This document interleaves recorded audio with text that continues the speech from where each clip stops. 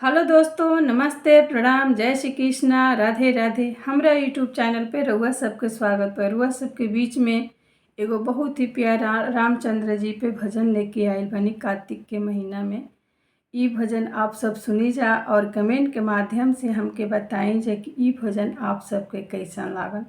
अगर हमार भजन आप सबके पसंद आवत है तो ज़्यादा से ज़्यादा शेयर करी जा।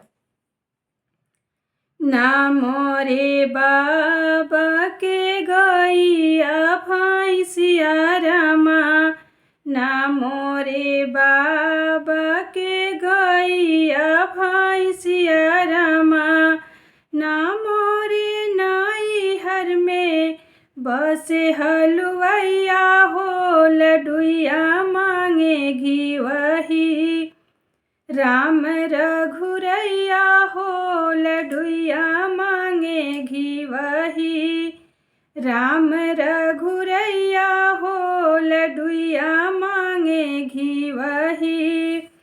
सोने की थाली में जेवाना परोसलो रामा, सोने की थाली में जेवाना परोसलो रामा, जेवे के राम जी जे मेले चारू भैया हो, लडुइया मांगे घी वही राम रघुरैया हो, लडुइया मांगे घी वही राम रघुरैया हो, लडुइया मांगे घी वही।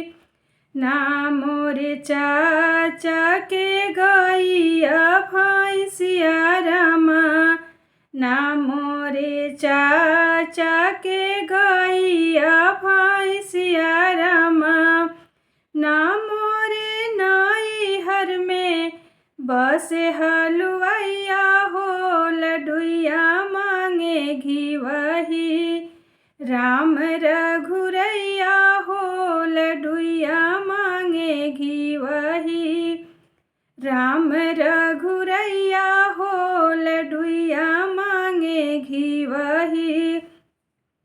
झांझड़ झाड़ी सोराही के पानी रामा, झांझड़ झाड़ी सोराही के पानी रामा, पिए के राम जी पी ये ले चारू भैया हो, लडुइया मांगे घी वही राम रघुरैया हो, लडुइया मांगे घी वही राम रघुरैया हो, लडुइया मांगे घी वही।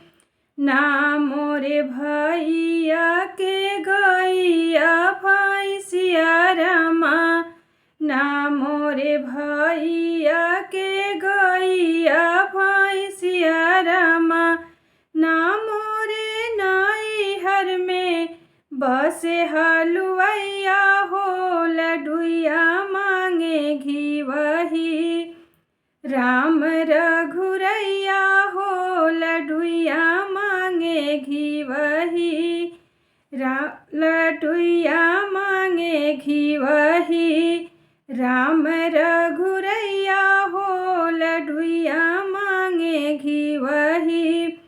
लवंग लाची के बीरावा लगायो रामा, लवंग लाची के बीरावा लगायो रामा, चूसे के राम जी चू सेले चारो भैया हो, लडुइया मांगे घी वही राम रघुरैया हो, लडुइया मांगे घी वही राम रघुरैया हो, लडुइया मांगे घी वही राम रघु